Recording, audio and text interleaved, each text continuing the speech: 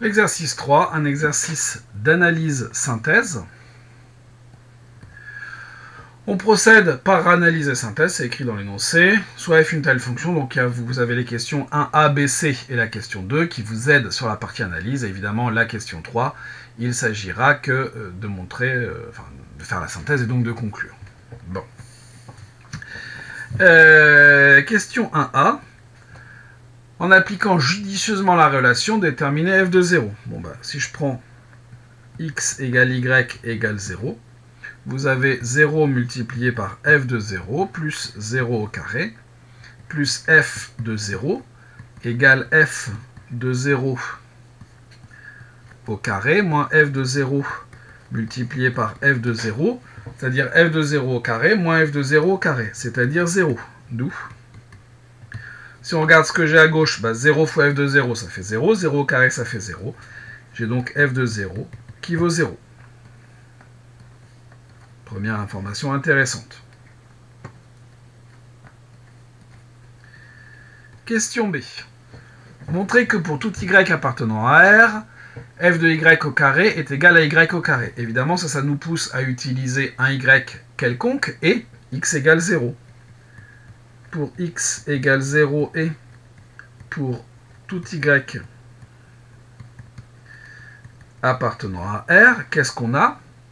Eh bien, on a 0 fois f de 0, ça fait 0, y au carré, plus f de 0, égale f de x plus y au carré, donc f de y au carré, moins f de 0, multiplié par f de y. Mais ça, on vient de montrer que ça valait 0, et ça aussi. D'où f de y au carré égale y au carré.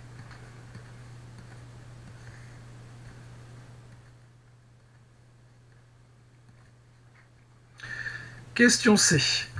Que peut-on en déduire pour f? Vous avez deux carrés qui sont égaux. Donc si les carrés sont égaux, c'est que les antécédents l'étaient, ou alors étaient opposés. On en déduit que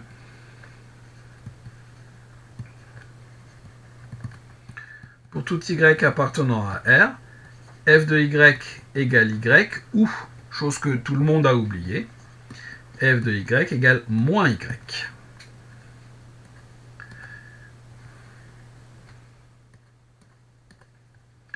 Question 2. Montrer que pour tout x appartenant à R, f de x égale x. Donc on va montrer que ça, c'est pas possible. Supposons... Alors, je vais me donner un réel x, on va faire ça comme ça, ça sera mieux rédigé. Supposons que f de x égale moins x. Alors, qu'est-ce que j'ai? En appliquant ça avec, par exemple, y égale 0, on a donc x multiplié par f de x plus 0 au carré plus f de 0 égale f de x au carré moins f de x multiplié par f de 0. Évidemment, ça vaut 0. Ça vaut toujours 0. Donc,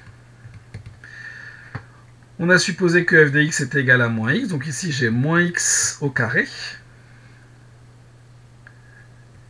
égale f de x au carré. Or, f de x au carré est censé être égal à x carré. J'en déduis donc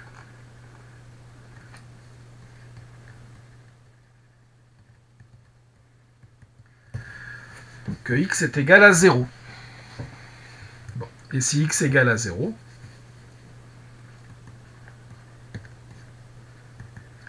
j'ai f de x, c'est f de 0, c'est 0, c'est x. Bon. Donc, on a une contradiction. Si f de x égale moins x, on obtient une contradiction. Conclusion. Pour tout x appartenant à R, f de x égale x.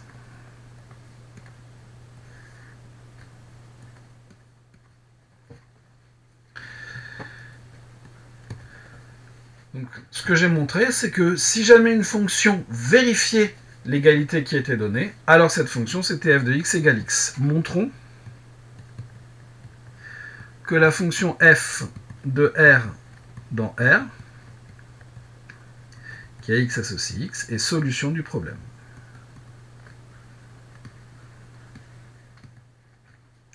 On a montré que s'il y avait une solution, c'était forcément celle-là, mais il se pourrait très bien que la fonction ne soit pas solution du problème.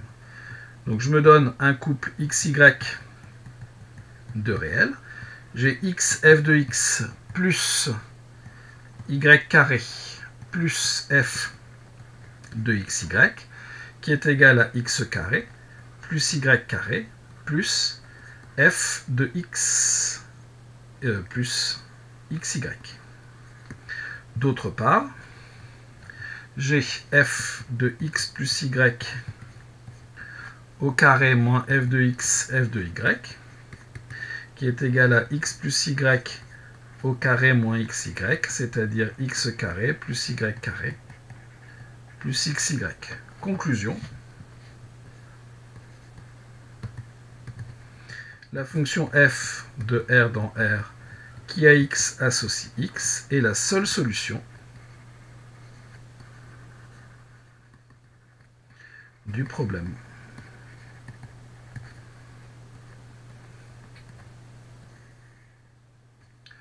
Et on a terminé notre exercice 3.